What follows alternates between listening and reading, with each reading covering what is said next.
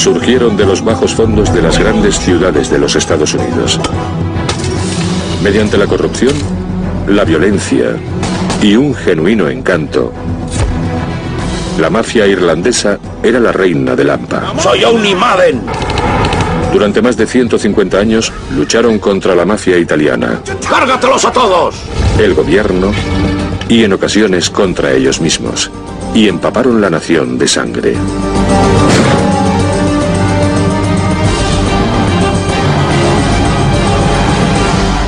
Paddy Wagt, la mafia irlandesa. En la era de los capos, la mafia rusa y los narcotraficantes latinoamericanos, ¿quién podría imaginarse que el grupo criminal más antiguo que saqueaba y robaba en el país de las barras y las estrellas era la mafia irlandesa? El legado de la mafia irlandesa creó un entorno que se convirtió en los cimientos del crimen organizado en los Estados Unidos. Mucha gente cree que empezó con la mafia italiana, pero ahora sabemos que no es cierto y que realmente empezó con las primeras formaciones de la mafia irlandesa en lugares como Nueva York, Chicago y Boston, y continuó creciendo durante los siglos XIX y XX. Pero a diferencia de la afamada estructura organizativa de la Cosa Nostra, con los don, los capos y los soldados, la mafia irlandesa estaba formada por lobos solitarios que actuaban de forma local. Los italianos eran más elegantes en ese sentido, tenían una jerarquía muy establecida. Los irlandeses eran más extravagantes. Creo que muchos de ellos tenían la sensación de que eran tipos duros y estaban dispuestos a probarlo con su puño. No se escondían detrás de otras 20 personas y capas de protección. Los irlandeses tienen un lado oscuro. Cualquier grupo que haya estado limitado durante muchos años como lo estuvieron ellos, siente una rabia y una ira que solo se manifiestan a través de la represión. Cuando encuentras a un tipo que sepa aprovecharse de esta situación, puede crear verdaderos problemas. Y en toda esta historia brutal, ningún mafioso podía hacer más daño que un gángster irlandés del sur de Boston a la antigua usanza. El criminal que se encontraba en lo más alto de la lista de los 10 más buscados por el FBI, James Whitey Bulger. Nadie le llamaba Whitey, era Jimmy. No se le podía llamar así a la cara. Ni de broma. Nunca. La leyenda que circulaba por Boston era que Whitey era como Robin Hood, que robaba a los ricos y se lo daba a los pobres, pero no se parecía en nada a lo que hacía de verdad, aunque se le daba muy bien ofrecer esa imagen. Feliz Navidad. Muchas gracias. Durante más de medio siglo, la imagen de los Bulger tendría dos caras. Una sería Whitey y otra su hermano Billy. En algunas familias había políticos profesionales o policías, e incluso mientras un hermano era policía, el otro era un gángster, un asesino. Durante la Segunda Guerra Mundial, en la vivienda subvencionada de los Bulger, al sur de Boston, dos hermanos no podrían tener ambiciones más opuestas. Whitey era la oveja negra de la familia. Tuvo problemas con la ley desde muy joven, desde su adolescencia. Por otra parte, Billy Bulger era todo lo contrario. Mientras el hermano menor Billy dirigía su vida hacia el éxito académico y a una distinguida carrera política en el Congreso, Whitey estaba destinado a una vida de crimen y a un periodo en prisión.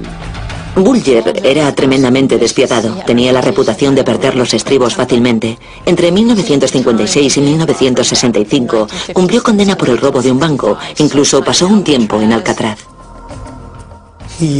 Era una persona diferente. Se asentó un poco. Cuando salió de prisión era más astuto, más inteligente, más diabólico. Whitey se juró a sí mismo no volver a prisión. Tras su puesta en libertad, pasó semanas creando alias, falsificando licencias y planificando el futuro por si tenía que pasarlo escapando. Pero de vuelta en Boston, el representante del Congreso Billy estaba esperando a su hermano recién liberado. Todos sabían que Billy llamaba a Whitey cuando necesitaba que hiciera algo por él, y Whitey llamaba a Billy en la situación opuesta. No convenía contrariar a Billy Bulger. Podías discutir con él en el Congreso, pero ¿cómo ibas a luchar contra él sabiendo que su hermano podía matarte? Su hermano perseguía a los reporteros de investigación, les ponía una pistola en la cabeza y les decía: si escribes algo más te vuelo los sesos. De vez en cuando, mientras Billy estaba de campaña, Whitey se dejaba ver. ¿Quién sabe si era para intimidar a otro candidato o para qué? Pero en el fondo todo el mundo sabía de qué iba Whitey. Jimmy era un tipo que asustaba, daba mucho miedo. Tenía esos ojos.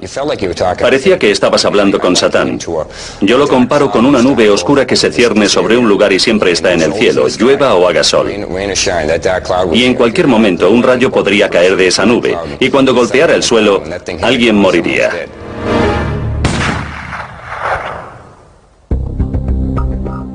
El ingrediente definitivo en la tormenta perfecta de los Bulger era un conocido de la infancia del sur de Boston, John Connolly. John Connolly era 11 años menor que Whitey Bulger. Circulaba una historia sobre una pelea en la que a John le superaban en número.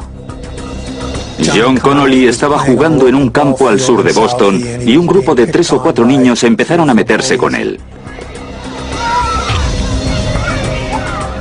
Whitey Bulger pasaba por el parque en ese momento. Reconoció a John Connolly por ser del mismo lugar que él y salió a defenderle. Así comenzó la relación entre Connolly y los Bulger.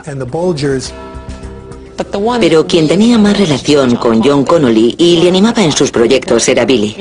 Billy se convirtió en el mentor de John Connolly y fue quien le convenció para que intentase trabajar para el FBI.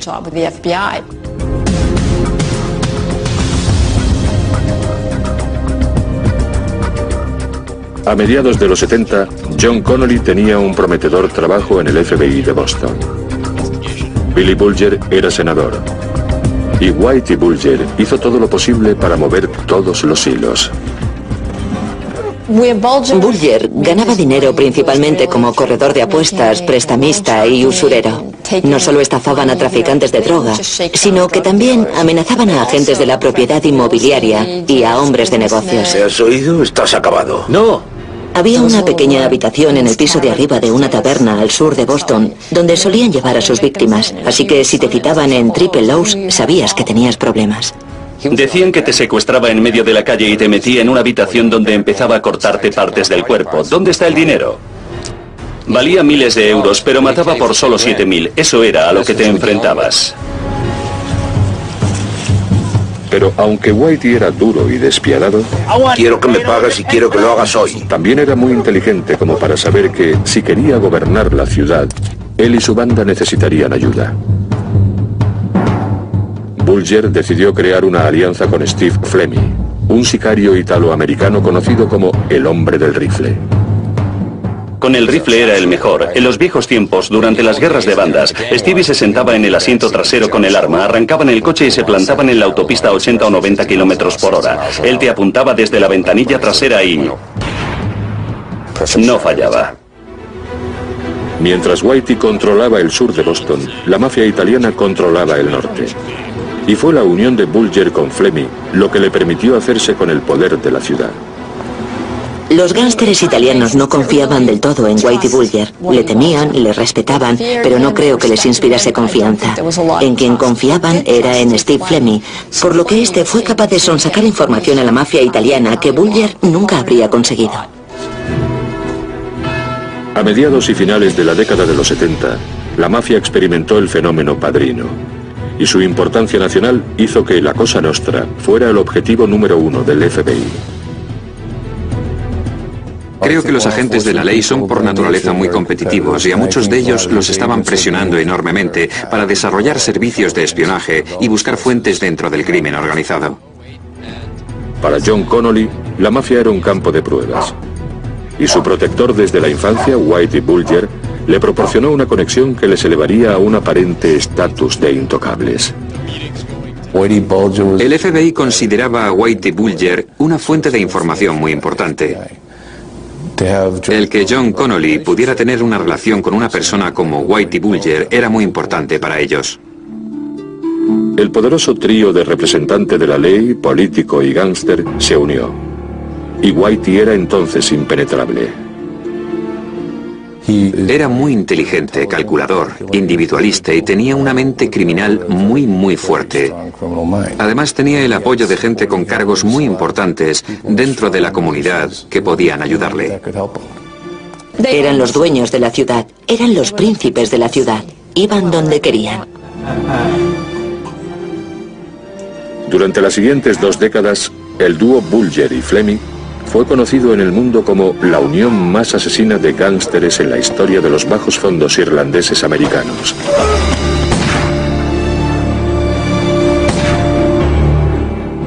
Una saga que comenzó hace 150 años, cuando los inmigrantes irlandeses llegaron a Estados Unidos hambrientos, pobres y repudiados.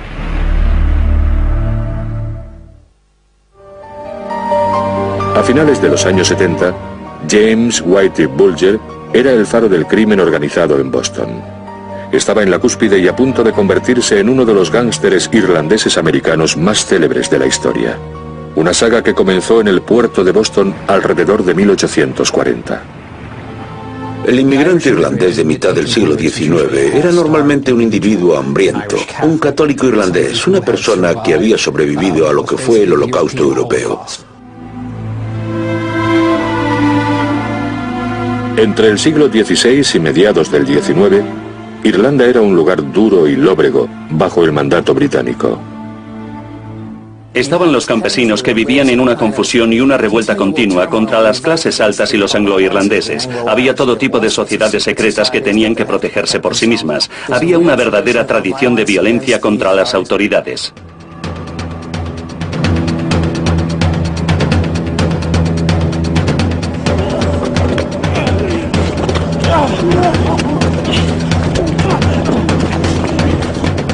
Durante más de 3 siglos se arremetió con látigo y soga contra el opresivo sistema colonial.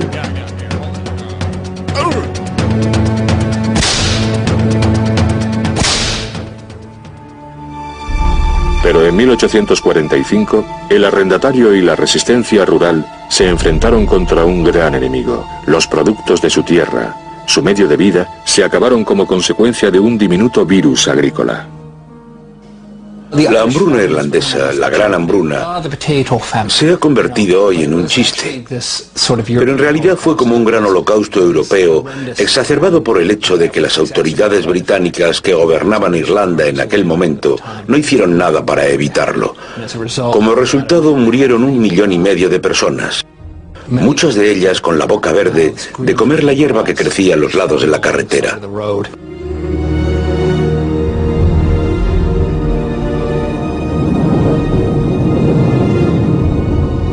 Con su economía y sus cosechas diezmadas, 1,5 millones de personas murieron entre 1845 y 1855. Muchos vieron como única opción emigrar a Estados Unidos, con la esperanza de una vida nueva y mejor. Más de 1 millón de irlandeses viajaron hasta el Bajo Manhattan, en la ciudad de Nueva York. No ha vuelto a haber una inmigración como esa. Colapsó los servicios sociales de la ciudad, las prisiones y los asilos, y creó una nueva ciudad. Tenían que solucionarlo a medida que iban bajando del barco. Muchos de ellos nunca habían estado en un pueblo, por no hablar de una ciudad. Y su principal preocupación era, ¿dónde puedo conseguir algo para comer y dónde viviré? En Boston, los irlandeses se asentaron en el sur. En Nueva York lo hicieron en el Bajo Manhattan, en una zona conocida como Five Points. Las condiciones en Five Points eran lamentables. Había miseria y pobreza, un tipo de pobreza que es inimaginable hoy en día. El principal edificio de viviendas del barrio era una fábrica de cerveza que se había convertido en residencia. El apartamento medio en Five Points alojaba a 6 personas en cada habitación. Había poca luz e interminables horas de oscuridad. Pero en las calles de Five Points, la vida ofrecía una oportunidad. Había artistas del timo y gente que quería hacer negocios, y así es como se formaron las primeras bandas. Las bandas callejeras, los jóvenes inmigrantes, chicos recién llegados, vivían con miedo y otros abusaban de ellos, por lo que comenzaron a formar bandas. Y se convirtieron en las legendarias bandas de Nueva York.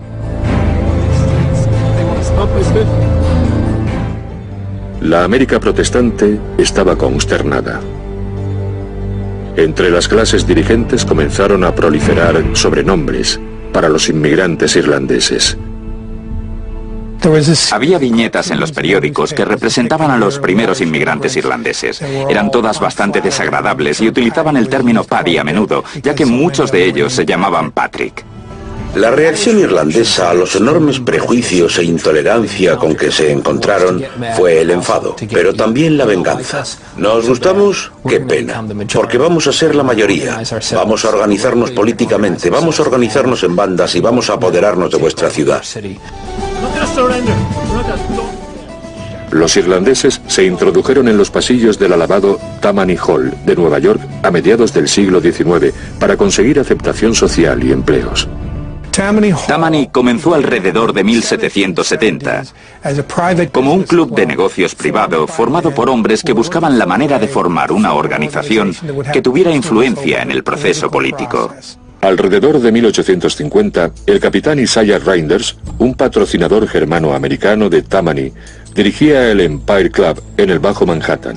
Este salón de juego y sede política era famoso en todo Nueva York.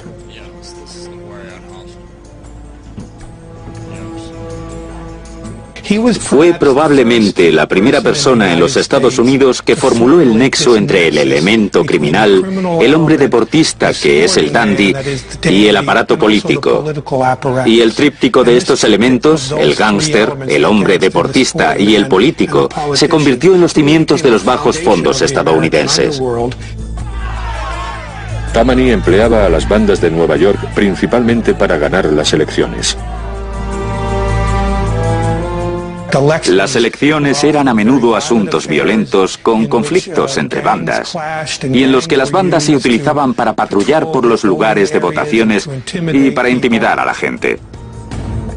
A cambio, Tammany cuidaba de las bandas.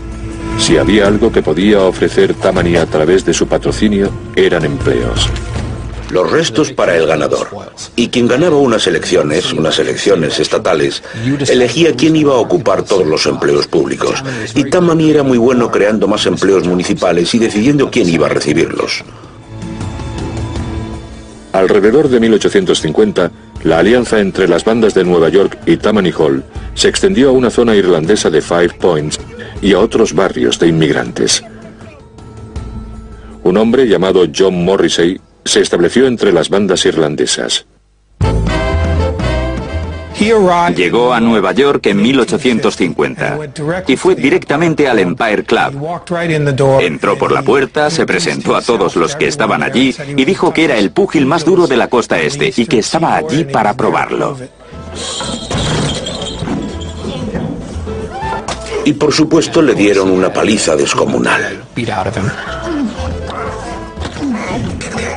Al propio Reinders le impresionó tanto ese acto de pura bravuconería o estupidez que le alojó en el club hasta que se recuperase.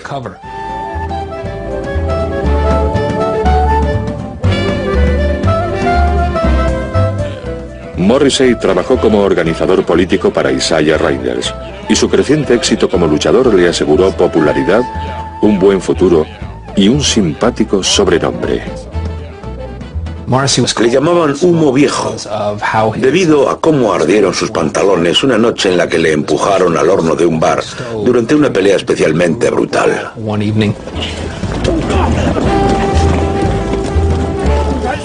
Algunos testigos dijeron que se podía percibir el hedor de su piel quemada, pero Humo Viejo ni siquiera se quejó. El dinero que ganaba como boxeador lo invertía en la creación de sus propias operaciones de juego. Abrió varios salones de juego en el barrio de Five Points y se hizo muy popular en ese mundo hasta que llegó a convertirse en el verdadero líder de la población de inmigrantes irlandeses que querían ver a uno de los suyos alcanzar la posición en la que se encontraba Isaiah Reinders. En 1857 se produjeron serios disturbios entre los Dead Rabbits, la principal banda irlandesa americana del Bajo Manhattan, y los Bowery Boys, la principal banda de jóvenes nativos americanos. Los disturbios duraron 2 días y murieron 12 personas.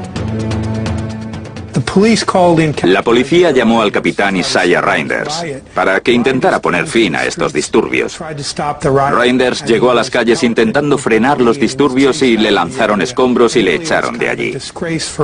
Esto fue una desgracia para Reinders, pero también fue el punto en el que John Morrissey emergió como líder de los Dead Rabbits y en un sentido más general como el primer jefe de la mafia irlandesa americana. La primera orden de Morrissey como jefe fue expandir su ya amplio imperio de juego. Y en 1863 se alineó con William Marcy Tweed, el gran jefe o cacique de Tammany Hall. Tammany siempre comprendió y aceptó lo que consideraba los vicios normales de los hombres. Beber, jugar e ir a los prostíbulos eran cosas que estaban dispuestos a tolerar dentro de ciertos límites, siempre que recibieran un buen pedazo. Pero Humo Viejo quería algo más que dinero. Se presentó a las elecciones al Congreso en 1868 y ganó. Pero en su otra búsqueda solo encontró desgracia. Morrissey anhelaba ser aceptado por la aristocracia blanca anglosajona y protestante. Se mudó a algunas de las zonas más lujosas de la ciudad, donde encontró una gran resistencia, lo que fue triste y sorprendente para él, ya que descubrió que, a pesar de que los aristócratas frecuentaban sus establecimientos de juego, para ellos él era solo un paddy más. En 1877, John Morrissey murió de neumonía. Quizá no todo salió como él esperaba. Pero Humo Viejo había dado los primeros pasos en los prósperos bajos fondos y había demostrado que un irlandés de clase baja podía dominar el mundo. Había ganado la batalla. Estados Unidos se convertiría en un país multiétnico, de inmigrantes, donde los irlandeses serían el grupo de inmigrantes principal durante los siguientes 50 años. Y la forma en que lo consiguieron fue a través de aquella trinidad del gángster, el representante de la ley y el político.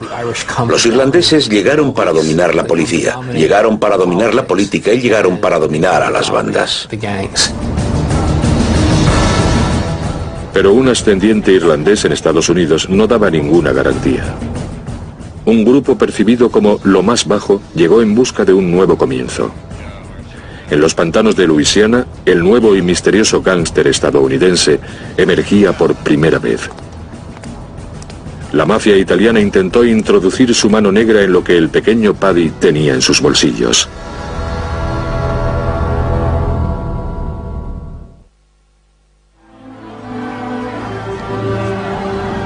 Mientras las bandas irlandesas luchaban por conseguir empleos y aceptación en el siglo XIX, un nuevo enemigo surgió de Sicilia.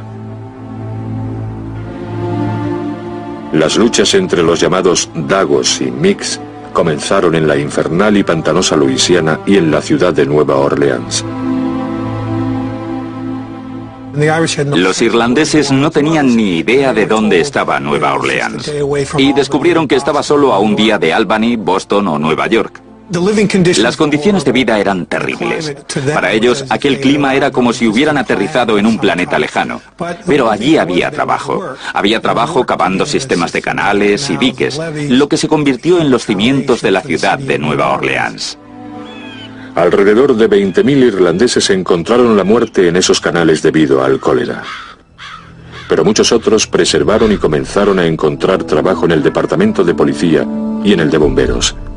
Entre todos ellos había un nuevo policía irlandés de Nueva Orleans llamado David C. Hennessy.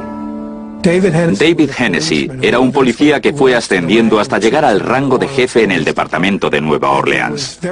Era muy conocido en la ciudad.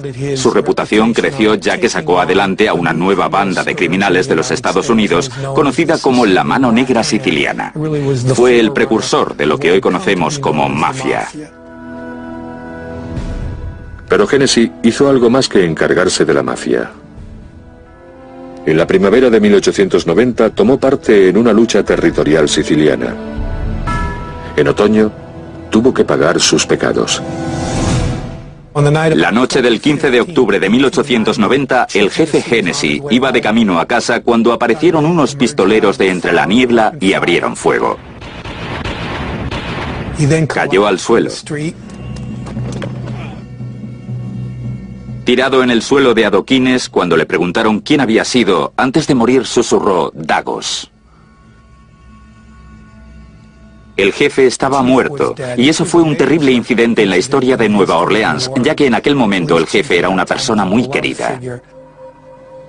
Se unió a varios sospechosos italianos y se llevó a cabo un juicio. A pesar de la petición pública de justicia, un jurado declaró a los 9 acusados no culpables, lo que dio paso a uno de los acontecimientos más espeluznantes de la historia de la ciudad. El pueblo estaba tan disgustado por esta absolución que irrumpieron en prisión. Sacaron a varios de estos hombres y a otros 11 italoamericanos, supuestos miembros de la mafia, y los colgaron en la plaza principal.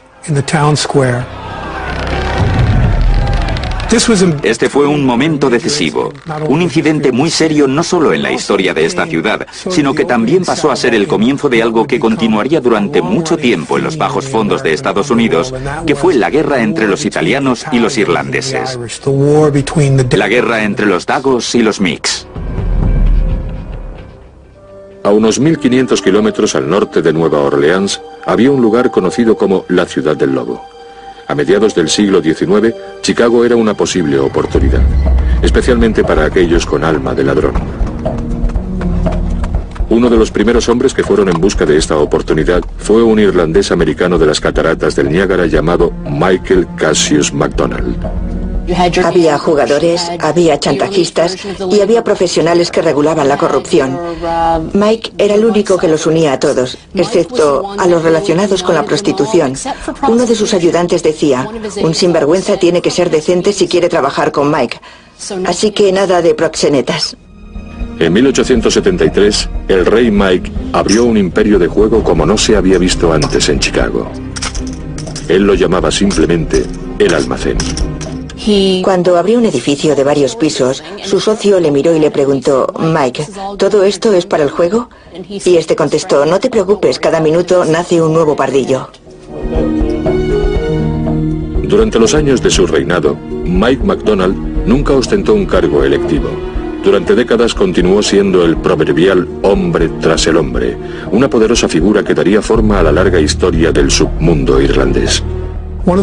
Uno de los secretos del éxito de la mafia irlandesa fue el hombre que en realidad movía los hilos del poder. No era la figura pública, no era el que ostentaba un cargo público. Mike McDonald fue un claro ejemplo de esto. Él fue quien dio paso al alcalde de Chicago conocido como nuestro Carter, Carter Harrison. Con nuestro Carter en el bolsillo, el rey Mike desplumó a la ciudad mediante una serie de sobornos y contratos fraudulentos. Y a pesar de 40 años de viles actividades, no pasó ni un solo día en la cárcel. A finales de siglo, el reino del rey Mike llegaba a su fin, y los dos hombres que le sucedieron se enorgullecieron de ser el centro de la atención pública. Dos de los personajes más pintorescos que emergieron en Chicago en los años posteriores a Mike McDonald fueron John Badhouse Coughlin y Mike Hinky Dink Kenna. Eran los concejales del Levy District, al sur de Chicago. El Distrito 1 en Levy District era el centro del crimen y de la corrupción en Chicago. Las prostitutas, el alcohol y el juego embolsaban casi 40 millones de euros al año. Pero en 1896, Hinky Dink y Badhouse llevaron este libertinaje hasta un punto nunca visto en Chicago ni en ningún otro lugar de Estados Unidos. La fiesta del Distrito 1 era un acontecimiento legendario que se celebraba una vez al año en Chicago. Se creó como un evento para recaudar fondos en el que había una gran fiesta romana. Todos los criminales de la ciudad compraban entradas y asistían para divertirse y codearse con las principales figuras políticas y con los representantes de la ley más importantes. Se celebraba en un lugar llamado el Coliseo. Había una orgía a medianoche, momento en que las puertas se cerraban al público y todo el mundo se volvía loco. Algunos periodistas que lo presenciaron dijeron que era como ver Roma después de ser saqueada. Algunos líderes religiosos publicaron un informe que afirmaba que el Leví representaba el fin de la civilización como la conocemos, una verdadera Sodoma y Gomorra. En las décadas que siguieron, los abogados de la abstinencia encabezaron un nuevo experimento que no solo cambió la apariencia de los gángsteres irlandeses americanos, sino que reformó la sociedad de los Estados Unidos.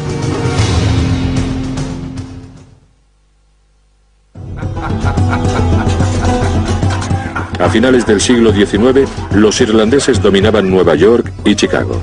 No lo podéis robar vosotros solos. Tan solo 50 años después de llegar a Estados Unidos, la mafia irlandesa tenía estas dos ciudades envueltas en prostitución, juego y corrupción. El desprecio por los gángsteres llegó a su punto máximo. Y en enero de 1919, los líderes de la abstinencia dieron el que creían el golpe decisivo en la guerra contra la corrupción. La 18ª enmienda fue ratificada en el Congreso y un año después era ilegal fabricar, vender o beber alcohol en todo Estados Unidos. Cuando la gente hablaba del noble experimento, se referían a la prohibición. Este movimiento pretendía erradicar no solo el concepto de beber alcohol, sino también el concepto de la taberna.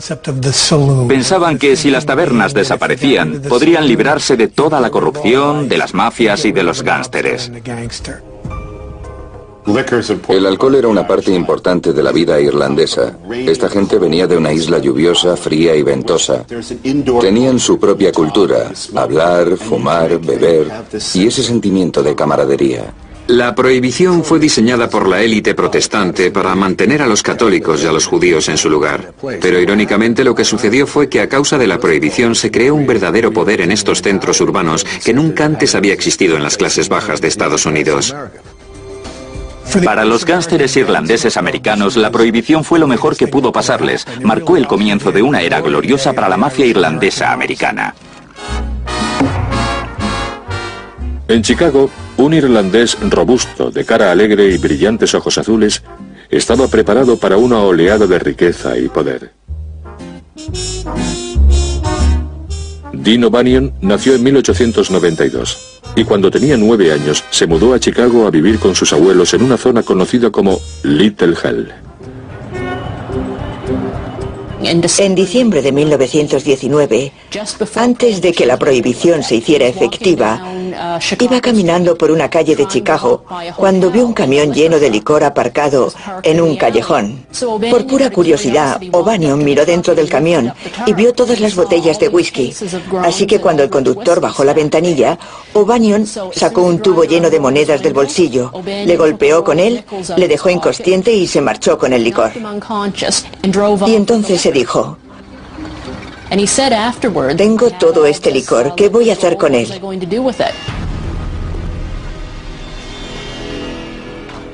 Lo distribuyó entre los dueños de las tabernas.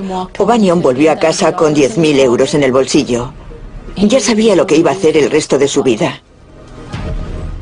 El contrabando era mejor que la prostitución y mejor que el juego, porque había ciertos tabúes culturales sobre estos últimos. Todo el mundo sabía que eran malos de alguna manera, pero beber, que estaba bien en 1919, de repente estaba mal en 1920. Esa era la insensatez de la prohibición. Era imposible no sacar dinero de eso porque simplemente le daban a la gente lo que quería. O'Banion vio el contrabando como un negocio. No se consideraba a sí mismo como un criminal. Tenía una floristería que era probablemente la más próspera de todo Chicago y que suministraba flores para los tiroteos de gángsteres que tuvieron lugar en Chicago en esta época. En 1924 fue declarado archienemigo de Chicago, supuestamente tras haber matado u ordenado matar a al menos 25 hombres. Lo que consiguió la prohibición fue que los gángsters irlandeses dejaran de atacar a los políticos y pasaran a convertirse en el centro de atención. Se creó un monstruo, se convirtió a esos matones callejeros en señores feudales. Y ahora el paradigma estaba cambiando. Ahora los gánsteres decían, un momento, ¿por qué debería escucharte? ¿Qué vas a hacerme? ¿Sabes lo que yo puedo hacerte? Que es básicamente llevarte a la tumba. El lugar donde este cambio de poder fue mayor fue en Nueva York, donde el un día formidable Tammany Hall se convirtió en la herramienta de un gángster irlandés de la zona oeste de la ciudad. Owney Madden logró reconocimiento como joven criminal en Hell's Kitchen al pertenecer a la banda Gopher. Era el tipo de americano curtido por la calle. Su primer asesinato fue el de un italiano llamado Luigi Malanucci, al que Madden disparó a bocajarro a plena luz del día delante de todo el mundo y dijo, soy Owney Madden, de la 10ª Avenida. Todos los testigos prefirieron olvidar que le habían visto, y así es como recibió el sobrenombre Owney el asesino. Owney unió fuerzas con un rico contrabandista de ron, conocido como Big Bill Dwyer. Con la financiación de Dwyer respaldándole, Madden emprendió la organización del submundo. La operación de Big Bill Dwyer y Owney Madden tuvo tanto éxito que se hizo famosa como la Asociación. La Asociación lo dominaba todo. Era el sistema de distribución y el sistema de pagos, y todo relacionado con el contrabando de alcohol. A principios de 1924, la asociación abrió la destilería más grande del centro de Manhattan. La cerveza se llamaba Número 1 de Madden. Owney y la asociación cuidaban de Tammany y a cambio Tammany cuidaba de los agentes y la policía de la prohibición. El dinero del contrabando se usaba para financiar campañas políticas. La oficina del fiscal del distrito estaba involucrada en muchas ocasiones, por lo que afectaría a todo el sistema del gobierno estadounidense. El hombre de Tammany que engrasaba las ruedas para Madden y para la asociación era un astuto irlandés americano llamado James J. Hines. Jimmy Hines se convirtió en el financiero. Era el hombre al que se realizaban los pagos, el hombre que distribuía el dinero a los policías corruptos y a los políticos corruptos. Con Dwyer y Hines respaldando a Madden, Nueva York estaba en manos de la mafia irlandesa. Owney y la asociación establecieron una red de clubes nocturnos y tabernas clandestinas que proporcionaban una nueva salida para la Número 1 de Madden. Owney Madden, que una vez fue un matón callejero de Hell's Kitchen, se convirtió en el hombre de moda, elegante. Se movía por Broadway, iba a los lugares que frecuentaban escritores, periodistas, cantantes y bailarines. Había una confluencia del submundo criminal y del mundo de la alta sociedad que nunca antes había existido. Eran las personas más modernas que podías imaginar. Dirigían los clubes, traían la cerveza, traían artistas. El mejor ejemplo de esta transformación de Paddy de las calles a tipo que frecuentaba clubes nocturnos era Jimmy Cagney. Jimmy Cagney creció en Nueva York. Se parecía mucho a Owney. Cagney le conocía. Si veías a Cagney en sus grandes películas de gángsteres, parecía que estabas viendo a Owney Madden. Jimmy Cagney, que era un irlandés americano de Nueva York, protagonizaba el tipo de papeles que popularizaron la imagen del irlandés urbano como un personaje inteligente, carismático y audaz. Mientras Hollywood idealizaba las osadas hazañas de los gángsteres irlandeses, los funcionarios municipales bebían con ellos. Esta historia de amor con los irlandeses llegó a su punto álgido en 1926, cuando Jimmy Walker, ingenioso escritor de canciones de Broadway retirado, fue elegido alcalde de Nueva York. Era hijo de inmigrantes irlandeses, creció en Greenwich Village y fue elegido alcalde en 1925 por el aparato de Tammany. Era el niño mimado de Broadway y de la alta sociedad en muchos sentidos. Y dejó de lado la idea del Paddy tonto recién llegado, del estereotipo idiota que habían propagado la prensa y los medios. Los locos años 20 iban a toda máquina con Madden, Hines y Walker dirigiendo el espectáculo en Nueva York y Dinny O'Banion en Chicago. Las ciudades estaban verdes por los tréboles y el dinero, y gracias al submundo, los Paddys triunfaron por fin. Esta época de la prohibición de los años 20 fue una era gloriosa para la mafia irlandesa americana. Pero también lo fue para los irlandeses americanos, ya que se habían recuperado de la miseria de los años posteriores a las hambrunas y habían superado el siglo XIX y adquirido el nivel de ascendencia social en el que era maravilloso ser un Mick. A pesar de lo populares y poderosos que llegaron a ser los irlandeses, la mafia italiana estaba conspirando contra ellos y acechando para derribarlos. La guerra entre los italianos y los irlandeses estaba a punto de determinar el curso del crimen organizado en Estados Unidos durante las próximas generaciones.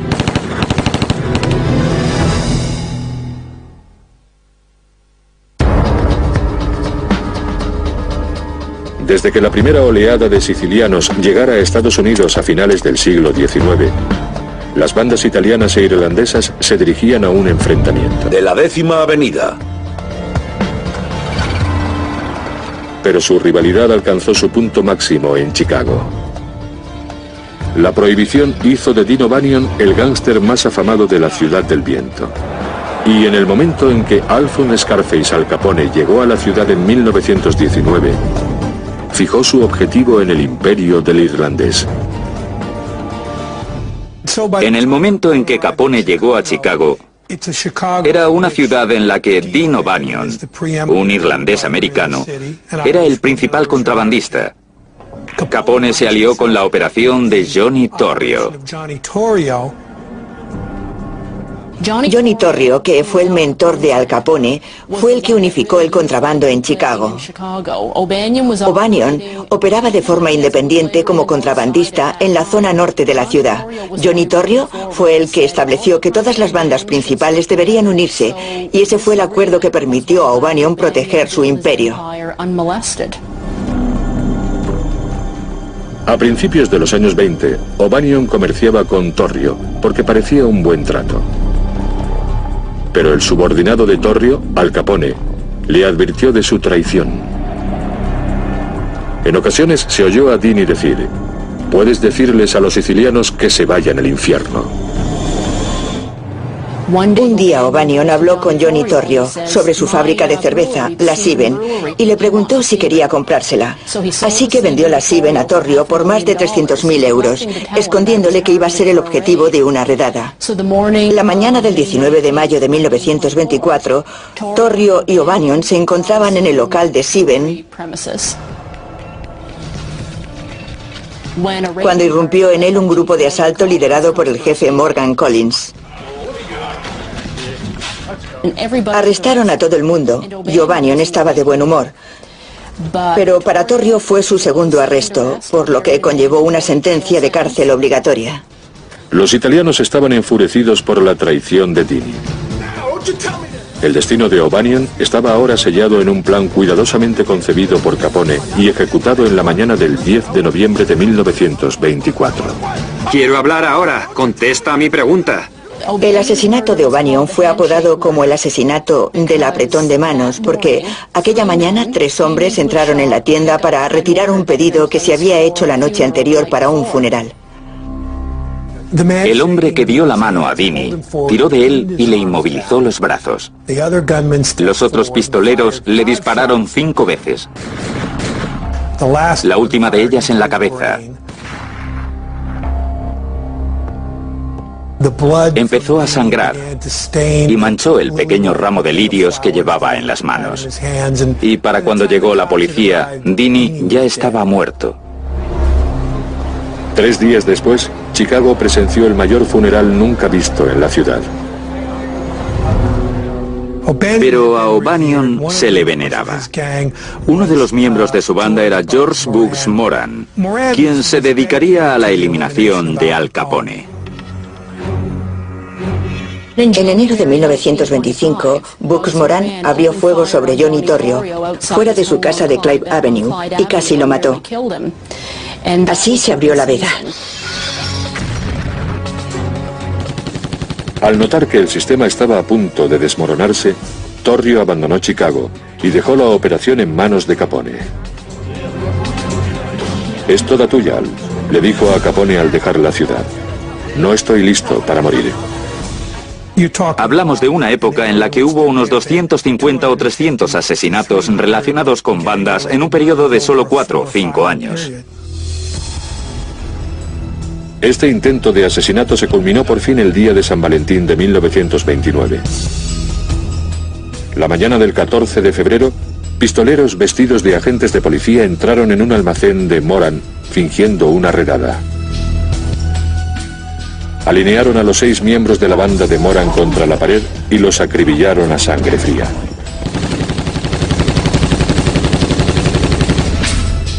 Los titulares escandalizan a una ciudad y una nación paralizadas por la violencia de la prohibición. La violencia de la masacre del día de San Valentín supuso un cambio radical. Fue el fin del apogeo de los gánsteres. A partir de entonces se hundieron completamente.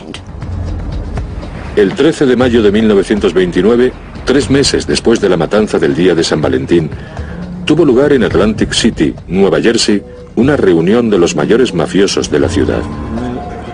La conferencia fue organizada por Lucky Luciano y Meyer Lansky, del nuevo sindicato de Nueva York. Curiosamente, de los 30 mafiosos presentes, solo 2 eran irlandeses. Frank McErlane, de Chicago, que trabajaba para Capone, y Owen Madden, de Nueva York. Fue el comienzo de un nuevo orden mundial en el que los gánsteres sicilianos, italianos y judíos iban a poner a los gánsteres irlandeses al límite, apoderándose de sus relaciones con los políticos y creando un entorno en el que el gánster irlandés proscrito quedaría fuera de escena. Sin embargo, 2 gánsteres irlandeses duros y pícaros, Vincent Perro Loco Cole y Jack Piernas Diamond, no iban a rendirse sin luchar. Los gánsteres irlandeses eran más bien lobos solitarios. Eran tipos como Perro Loco Cole y Piernas Diamond, que eran básicamente pistoleros antisociales y psicópatas que no tenían la inteligencia o las aptitudes organizativas para ser algo más que matones callejeros.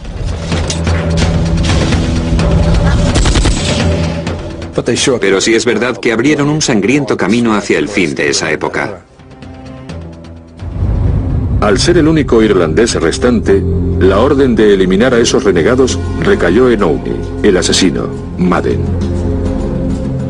Ahora un Paddy tendrá que acabar con otro Paddy para poder sobrevivir. Madden y Dwyer veían a Piernas Diamond como una amenaza, por lo que debía ser eliminado. De esta forma empezó un periodo en el que intentaron asesinar a Jack Piernas Diamond disparándole numerosas veces. Le dispararon 5 veces. Fue un intento en toda regla de eliminarle. En 1930, Piernas huyó de 5 distritos distintos bajo una lluvia de balas y trasladó su operación a Albany, al norte del estado de Nueva York. Pero su lucha personal contra el sindicato continuaba. Una vez al norte del estado de Nueva York, mandó detener a varios camiones que creía que eran rivales en el negocio del contrabando. Secuestró al conductor de un camión, un hombre llamado Parks. Le llevó a su casa, le colgó de un árbol, le torturó durante 1 hora y media y después le amenazó y le soltó. Parks acudió a las autoridades y Diamond fue sometido a un juicio en Albany en 1931. Fue absuelto, pero el tiempo y la suerte no estaban de su lado. Fue absuelto, pero el hecho de que Diamond se hubiera convertido en una figura tan importante y que se le glorificara en la prensa hizo que la Asociación de Nueva York estuviera más decidida que nunca a echarle. A las 5:30 de la mañana del 18 de diciembre de 1931, Piernas Diamond llegó a la pensión en la que pasaba las noches. Estaba un poco achispado después de celebrar su victoria. Un par de pistoleros entraron en la pensión, se acercaron a su habitación y abrieron la puerta. Era un asunto interno, así que esta vez se aseguraron de hacerlo bien. De cerca y bien hecho. 2 tiros en la cabeza y Jack Diamond estaba muerto por fin.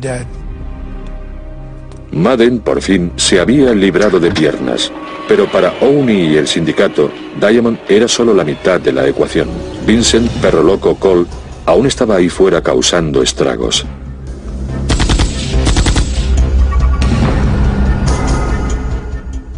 Peleó contra todos los gánsteres de la ciudad de Nueva York. Y esa no era la clave de la longevidad en el mundo de Lampa.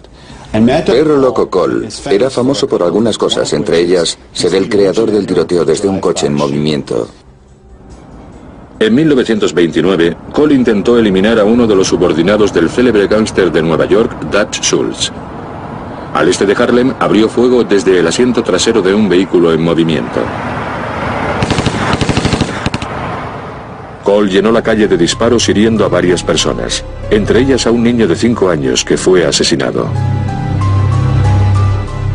Esto caló hondo en la prensa de Nueva York y a partir de entonces se le conoció como Perro Loco Cole. Desde que mató a aquel niño era hombre muerto. En el invierno de 1931, Cole se entregó, se sometió a juicio y, al igual que Jack Diamond, fue absuelto. Desde el principio del juicio todo el mundo sabía que Cole iba a ser absuelto. Quería aprovecharse de la situación, por lo que se puso en contacto con la única persona que conoce, el irlandés Owney Madden. Owney accedió a hablar con Cole. Tras la medianoche del 8 de febrero de 1932 mandó a Perro Loco a una cabina de teléfonos local. Cole fue desde su habitación de hotel en la calle 23 Oeste hasta la farmacia de la esquina, donde había una cabina, y llamó a Owney Madden. Madden entretuvo al teléfono a Perro Loco Cole mientras sus pistoleros se dirigían a la calle 23 Oeste. Estoy aquí, estoy esperando. ¿Qué es lo que quieres?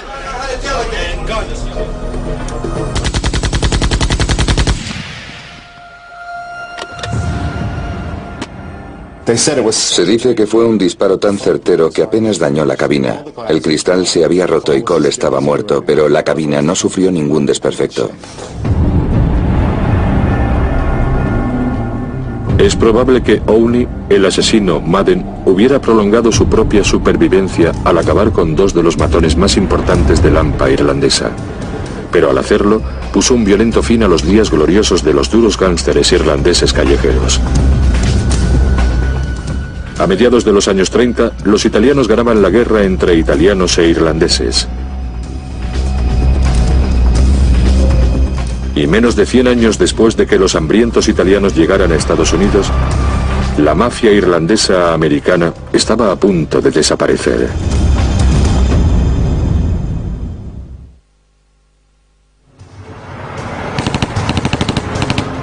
A finales de los años 20 y principios de los 30, los contrabandistas rivales convertían las calles desde Nueva York hasta Chicago en baños de sangre. El alarmante recuento de cadáveres aceleró la revocación de la prohibición en 1933. Y sin alcohol ilegal para vender, los gánsteres irlandeses, lobos solitarios, estaban a merced de la organización y el poder de la mafia italiana. Se permitió a Owney Madden que se retirara a Hot Springs, en Arkansas, y se convirtiera en el empresario de lo que era un centro turístico para gánsteres fugados. Una vez que esto sucedió, los irlandeses estaban acabados como fuerza criminal de Lampa. Él fue el último en la gran línea sucesoria de los gánsteres irlandeses. Ya no había nadie para sucederle. A mediados de los años 30, el gobierno hizo campaña para desmantelar a los poderosos hombres que había detrás de los aparatos políticos de los paddies. El gobernador de Nueva York, Franklin Roosevelt, creó una comisión para que investigase la corrupción y designó al juez retirado Samuel Seabury. Seabury era una representación casi caricaturesca de la élite protestante. Iba a ser el asesino del tigre de Tammany. Hubo una serie de investigaciones que empezaron por los magistrados, siguieron por los jueces, hasta que llegaron al propio ayuntamiento.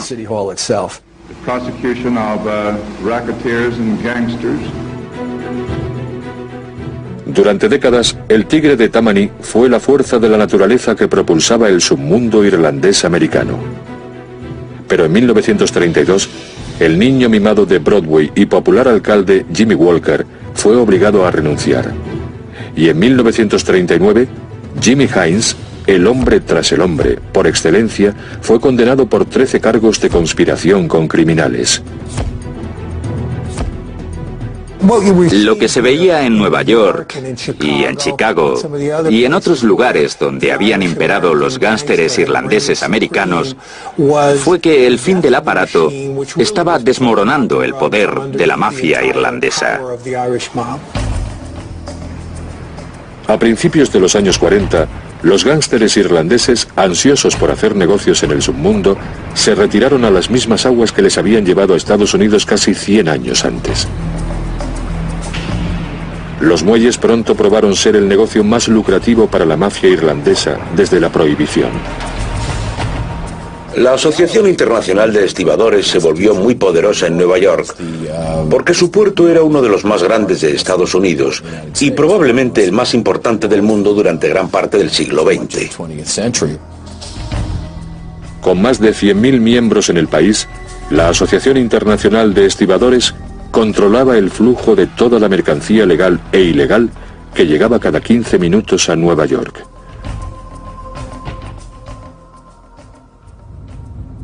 Durante 26 años, el hombre que dirigió este imperio de robo organizado fue un hombre fornido conocido por sus trabajadores simplemente como Jefe Joe.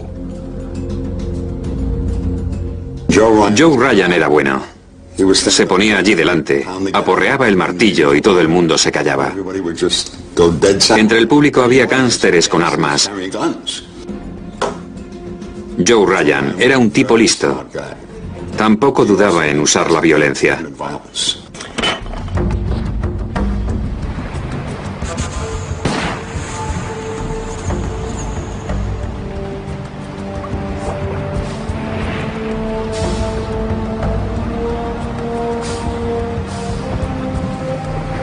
El control del jefe Joe sobre los muelles y la mercancía que entraba estaba asegurado mediante el nuevo sistema.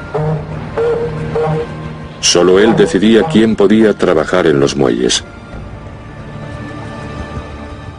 Había hombres que conocía de antes, que aparecían y recibían favoritismos porque eran parte de la mafia, ya que había una norma por la que si eras parte del equipo, tenías que contratarles.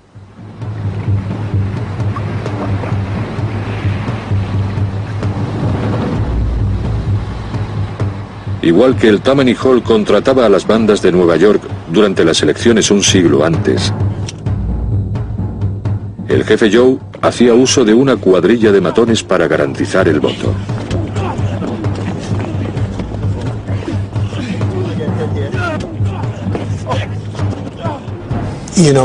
Durante las elecciones de la Unión, por ejemplo, era normal liquidar a los candidatos. Y normalmente cuando asesinaban a alguien, colgaban su cuerpo de forma que se diera el mensaje de que si ibas en contra de la Unión, ese sería el resultado.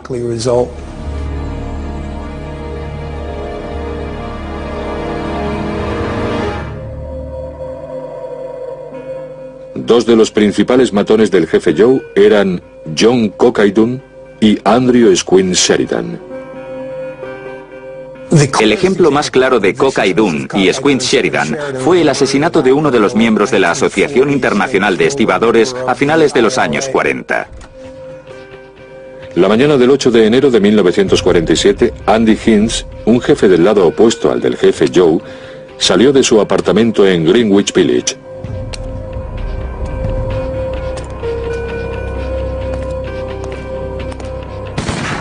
Le dispararon 6 balas delante de su edificio.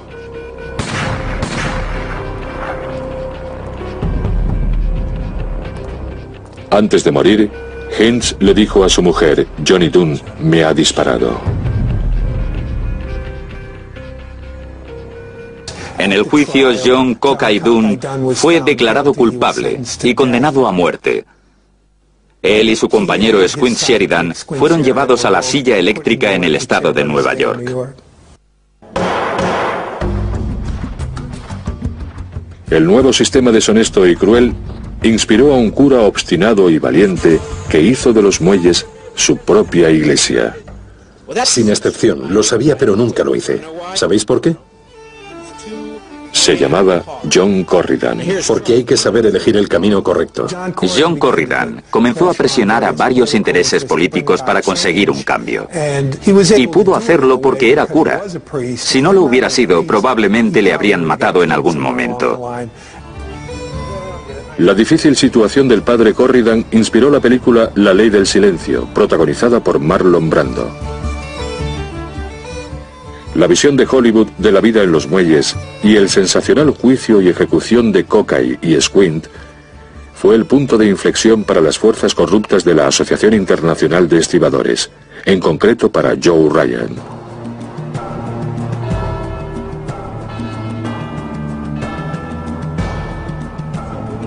Lo que hundió a Joe Ryan fue su propia codicia. El dinero es la solución. ¿Conseguiré más dinero? Aunque ejercía de abogado y representaba a los miembros de la Unión, esta es mi unión, yo la creé. En realidad estaba desplumándola para su propia ganancia. ¿Entiendes lo que eso significa? A principios de los años 50, el jefe Joe admitió haber contratado a ladrones y delincuentes violentos. Se le condenó a 6 meses de prisión y desapareció. Para el gángster irlandés, representante de la ley y político, fue el fin de una era. Pero para los irlandeses, los años 60 comenzaron con un momento de triunfo que acabó en la mayor matanza ocurrida hasta entonces.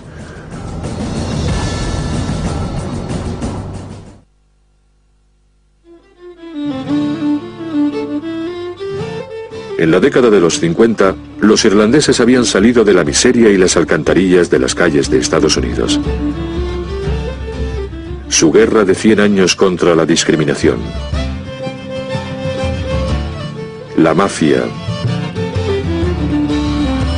y el gobierno, para recibir una parte justa de las barras y las estrellas, estaba a punto de introducir a uno de los suyos dentro de la Casa Blanca. Joe Kennedy rebosaba esa naturaleza competitiva que se necesita para decir, ¿cómo que no? ¿Cómo que no puedo ser eso? ¿Cómo que no puedo hacer eso? Sí que puedo. Aquí dice que todos los hombres fueron creados iguales. Joseph P. Kennedy nació en Boston en 1888. Y con 25 años ya era el director de banco más joven del país. Pero fue el noble experimento lo que cambiaría el curso de la vida de Joe. Joe Kennedy veía la prohibición no solo como una forma de acumular más dinero, sino como una forma de conectar con el submundo. Era uno de los pocos hombres que tenían el poder económico para poder importar alcohol dentro del país, por lo que se convirtió en una de las figuras de la ilegalidad. Hacia mediados de los años 20, Kennedy era un supuesto socio de Owen y Madden en Nueva York y el principal proveedor de alcohol de Al Capone en Chicago. Joe Kennedy era capaz de usar esa conexión con las calles, aquel universo de la mafia irlandesa, aquella intersección de lo político, lo criminal y la ley. Estaba dispuesto a hacer incursiones en ese mundo si podía aprovecharse de ello.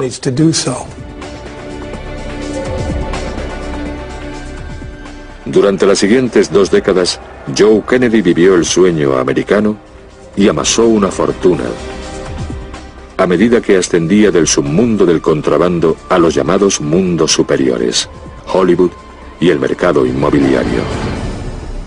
Ya no estaba relacionado económicamente de forma directa con el submundo, pero aún tenía algunas alianzas que pudo mantener a lo largo de los años.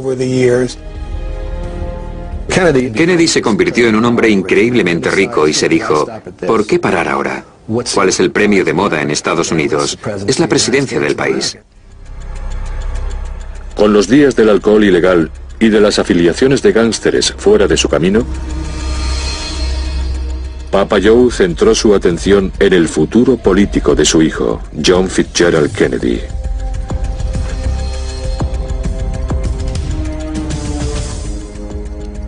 Durante la campaña de Kennedy de 1960, Joe Kennedy se puso en contacto con numerosas figuras de la mafia con las que había estado afiliado directamente o con las que había hecho negocios a lo largo de los años. Joe Kennedy estaba dispuesto a remover cielo y tierra en sus esfuerzos por conseguir que su hijo Jack Kennedy fuera elegido presidente. Una de esas personas era Sam Momo Giancana, el jefe de la mafia de Chicago, sucesora del sindicato de Capone.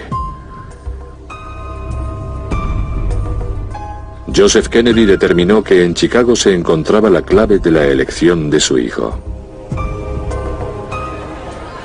Joe Kennedy estaba desesperado porque su hijo fuera presidente y acudió a la persona correcta. Sam sabía mucho de la gente de la Unión. Conocía sobre todo a la del Distrito 1, que era uno de los lugares más importantes y donde se cocía todo. Tuvo una serie de reuniones con Sam Giancana para asegurarse de que las fuerzas de la mafia, en este caso la mafia italiana, iban a estar de su lado. Les aseguró que la elección de John Kennedy sería buena para ellos.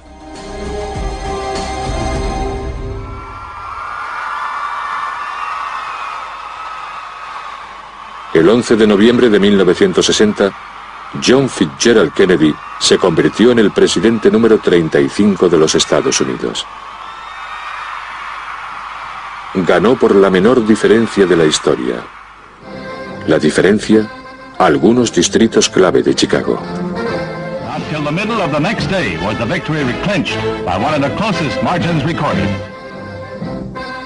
Muchas cosas cambiaron con la elección de John Kennedy. Los días en los que se decía, no lo conseguiremos, estamos acabados. Lo habíamos conseguido. Los irlandeses católicos lo habían conseguido. Habían elegido a uno de los suyos como presidente de los Estados Unidos. En muchos sentidos, fue nuestro mejor momento.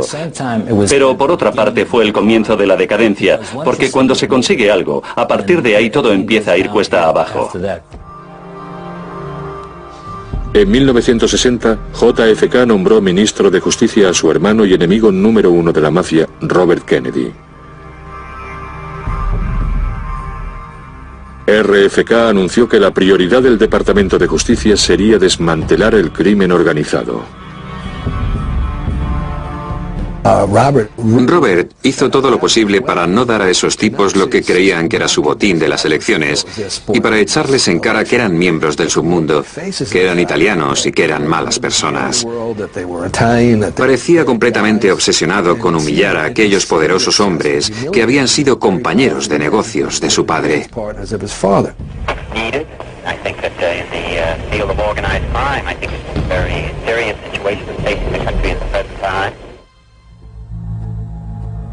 Según algunas teorías, Sam Giancana y la mafia estaban enfurecidos. Esperaba que ni se inmutara, pero no ocurrió así. Y fue una gran decepción. Esperaba un poco más de libertad, pero en lugar de eso, recibió algo mucho peor en el último momento. Los tipos de la vieja escuela eran hombres de honor. Respetaban los tratos y acuerdos de palabra.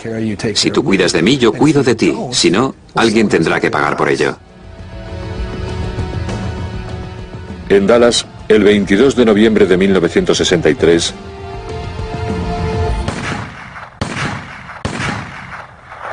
John Kennedy fue asesinado.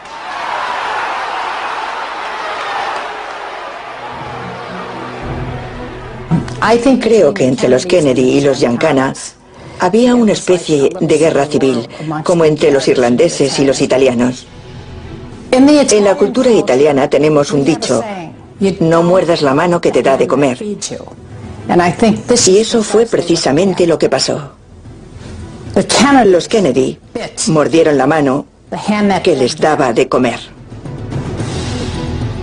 Teniendo en cuenta el contexto, los acontecimientos del 22 de noviembre de 1963 podrían considerarse como el último gran golpe en la historia de las relaciones entre los Dagos y los Micks.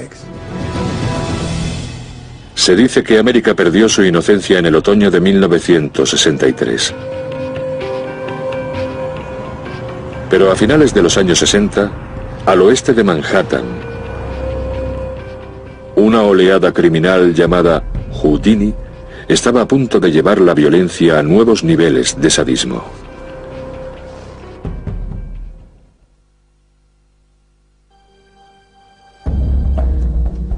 A lo largo del siglo pasado, la mafia irlandesa fue sistemáticamente desmantelada por la mafia, el gobierno y, en ocasiones, por ella misma.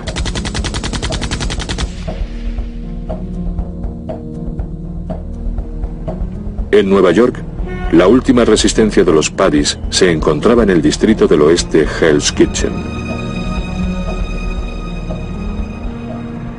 A finales de los años 60, estaba gobernado por el elegante gángster Mickey Spillane. Si sobrevivías en Hell's Kitchen, adquirías una fama instantánea en toda la ciudad. Mi padre se paseaba por ahí con trajes de más de 3.000 euros y entraba en restaurantes donde todo el mundo le conocía. Entraba en una habitación y todas las cabezas se giraban. Bobby, ¿cómo va todo? Había algo mágico en todo eso. ¿Sabes quién era ese? Es alguien muy importante. La mafia de Nueva York quería expandir su ya alargado dominio del contrabando. Y en los años 60 introdujo un nuevo demonio para robar el alma a la gente. Pero Mickey Spillane protegería su territorio. No dejaba meter drogas en el barrio. No dejaba vender droga a sus secuaces. Por eso la mafia de Brooklyn quería librarse de él, porque querían introducir drogas. Mickey era el que tomaba las decisiones. ¿Y qué hizo? Empezó a secuestrar gánsteres italianos. Corredores de apuestas italianos, tipos muy poderosos. Los secuestraba y pedía un rescate, de modo que la mafia italiana tenía que pagarlo. Pero cometió un error muy grave. Una de las personas que había secuestrado fue asesinada. Como consecuencia, el contrato se rompió por parte de Mickey Spillane.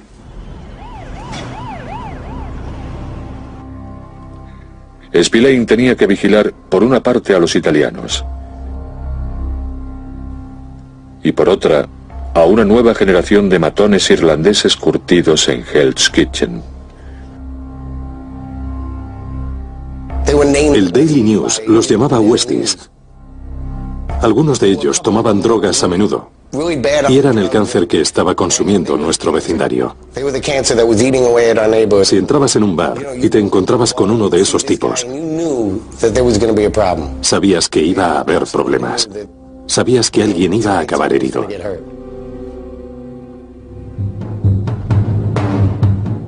En la década de los 70, el líder de los Westies era un joven irlandés llamado Jimmy Coonan.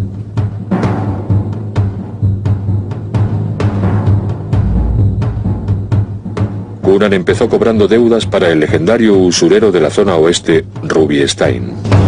No, gracias.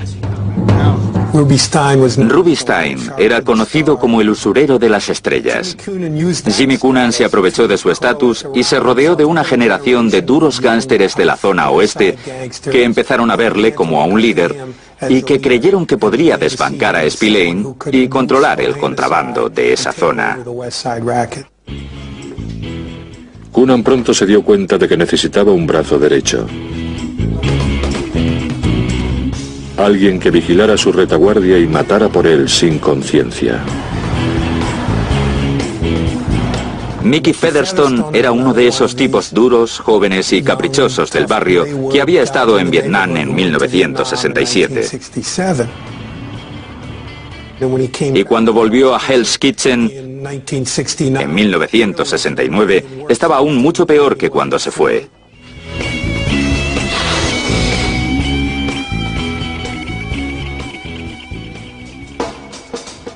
Coonan trabó amistad con Featherstone e inmediatamente le inició en el truculento mundo del desmembramiento humano.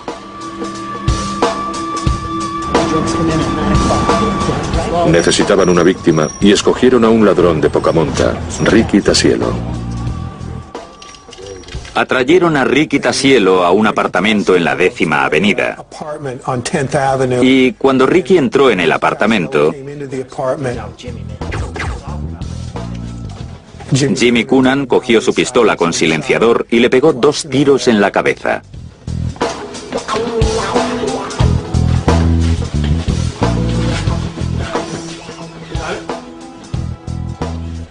Y después empezó a cortar el cuerpo en trocitos. Esa fue la primera vez que Mickey Featherstone veía cortar un cuerpo. Al principio, Featherstone se encontró mal y vomitó. Entonces, Coonan le pasó a Mickey el cuchillo y le suplicó a su protegido que lo clavara en el pecho de la víctima como gesto de solidaridad dentro de la banda.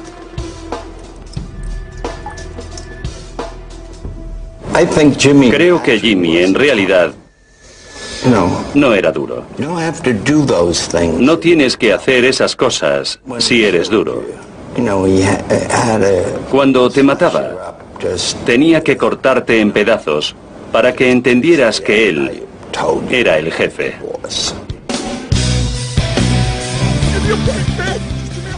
A lo largo de la década de los 70 comenzaron a desaparecer cuerpos con regularidad a medida que Coonan se abría paso hacia lo más alto. Hacer el Houdini era como llamaba Coonan a su macabro ritual. Su principal objetivo era hacerse con los clientes de Rubinstein, lo que era una aspiración muy arrogante y audaz por su parte. Así que atrayeron a Rubinstein al bar conocido como el Club 596, en la calle 43. Entró en el bar y vio al momento lo que estaba pasando, pero no pudo hacer nada. Jimmy Coonan y otros 4 o 5 miembros de los Westies rodearon el cadáver de Ruby. Y Jimmy fue pasando el revólver a cada uno de ellos para que dispararan una bala en su cuerpo ya muerto.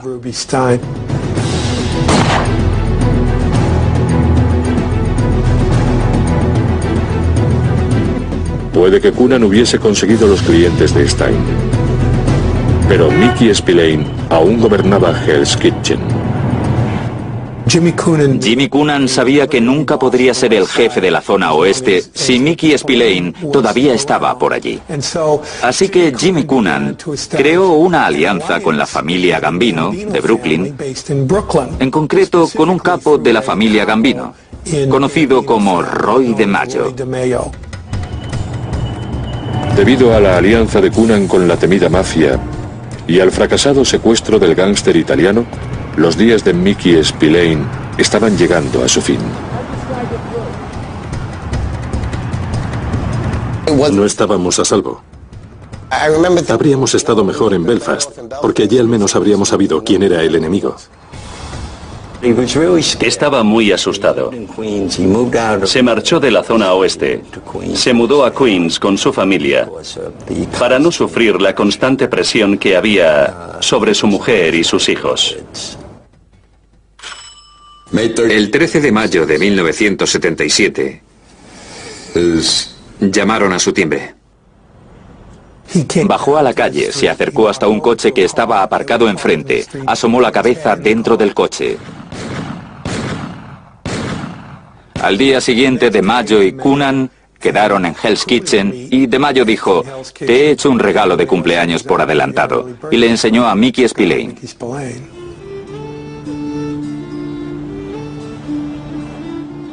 La que en su día había sido la orgullosa mafia irlandesa se había reducido a una serie de asesinatos sin razón. Eso es lo que deberíamos hacer. Mátalos a todos. Muchos de los criminales de la zona oeste opinaban que los Westies deberían ser irlandeses. Hell's Kitchen, eso somos nosotros, es nuestro. Así que crearon una rivalidad dentro de ellos. La facción irlandesa que quería que el vecindario siguiera siendo irlandés se alió con Mickey Featherstone. Jimmy Coonan comenzó a ir en su propia dirección, casi como un hombre de negocios independiente que trabajaba con los italianos. Esto sorprendió a los irlandeses de Hell's Kitchen, que se preguntaban ¿cómo se atreven? ¿Cómo se pueden aliar con esa basura que hemos intentado echar de nuestro barrio durante 100 años? Coonan, que sentía su poder amenazado por Featherstone, dio un siniestro golpe preventivo. Organizó el asesinato de un enemigo de los Westies, llamado Michael Holly.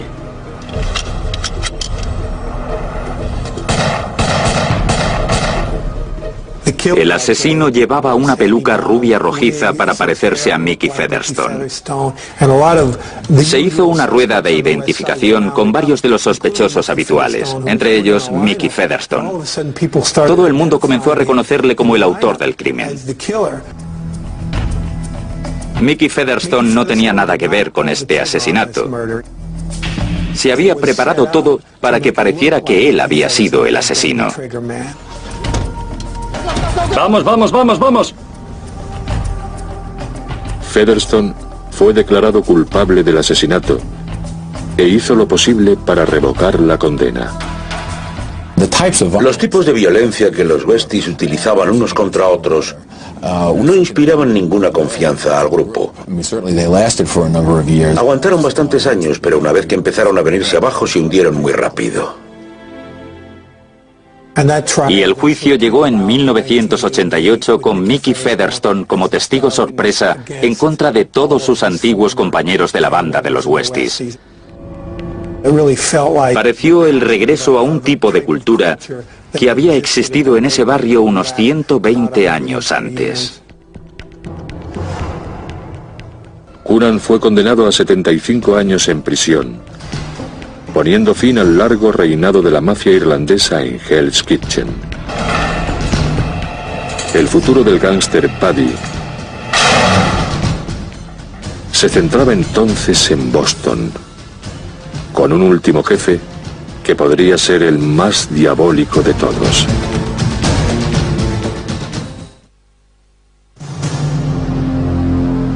A mediados de la década de los 70, la Cosa Nostra dominaba el submundo en Estados Unidos.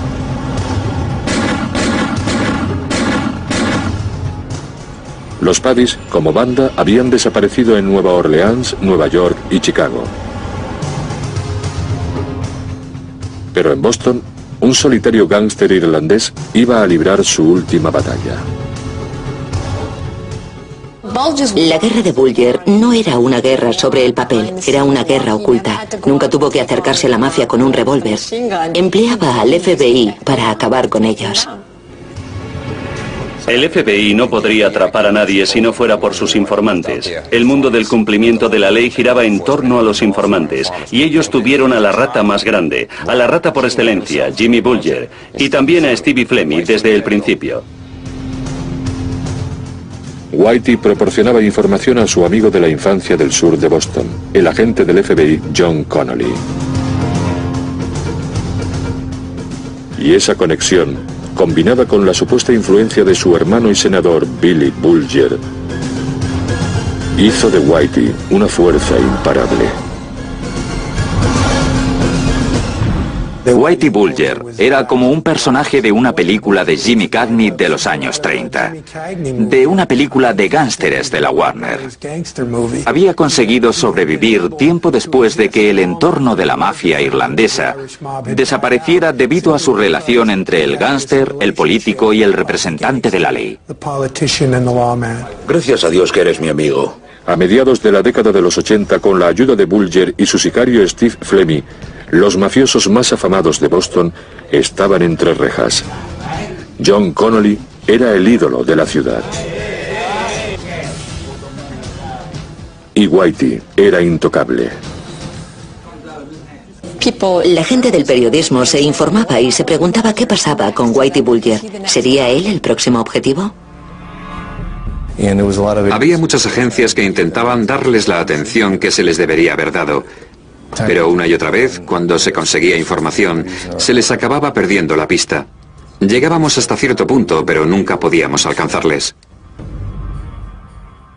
Si alguien iba a ser una rata e iba al FBI para conseguir protección por ser un soplón, John Connolly avisaría a Jimmy Bulger. Lo próximo que se sabía era que el tipo estaba muerto, y esto pasaba continuamente. Da miedo. ¿A dónde vas cuando tienes problemas? ¿A quién vas a acudir? ¿A la policía? A finales de la década de los 80, Bulger y Fleming gobernaban Boston como si se tratase de líderes militares, robando en el barrio al que llamaban su casa y matando indiscriminadamente y sin consecuencias.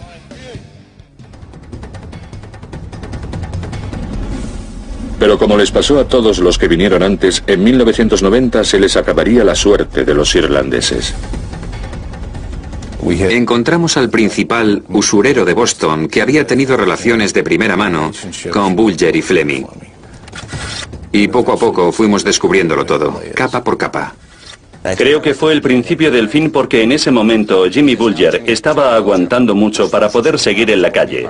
Se había quedado sin gente a la que entregar. En diciembre de 1990, John Connolly decidió retirarse del FBI. A mediados de los 90, ya retirado, informó a Whitey y a Fleming de que las acusaciones habían descendido. Bulger reaccionó de inmediato. Tenía preparado un plan de escape. Cuando eres una rata tienes que planearlo todo. Stevie Fleming estaba por el distrito financiero y cuando le cogió la policía pensó que era el blanco. Gritaba, no disparen, no disparen. Cuando él pensó que era el blanco, no lo era, pero luego se convirtió en un blanco federal y entonces fue cuando le atraparon. Los planes de huida que Whitey trazó durante años se hicieron realidad. En 1995, Bulger se fugó a los bellos paisajes de Estados Unidos. Stevie Fleming se enfrentó a los cargos, fue arrestado y decidió defenderse diciendo que era un informante del FBI, que tenía inmunidad de persecución y que el FBI le permitía hacer todo excepto matar. No matar a nadie. Pero en la década de los 90 se desenterraron más de 20 cuerpos en el sur de Boston.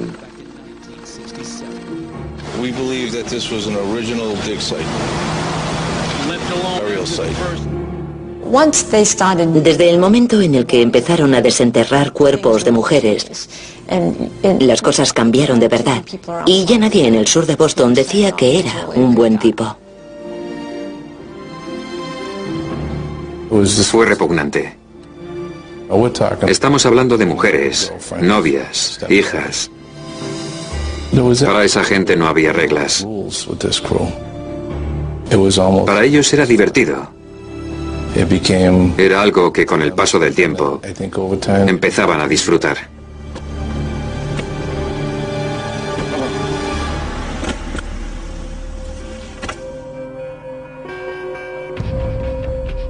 En mayo de 2002, John Connolly fue declarado culpable de aceptar sobornos de dos de sus más preciados informantes. Fue condenado a 10 años de prisión. Y ahora se enfrentaba a nuevos cargos por conspiración de asesinato. Pero la pregunta en mente de todos era, ¿dónde está Whitey? Algo que Billy nunca haría es entregar a su hermano. Y no era el tipo de persona que hablaba de su hermano en público, pero si se le presionaba diría, es mi hermano y le quiero.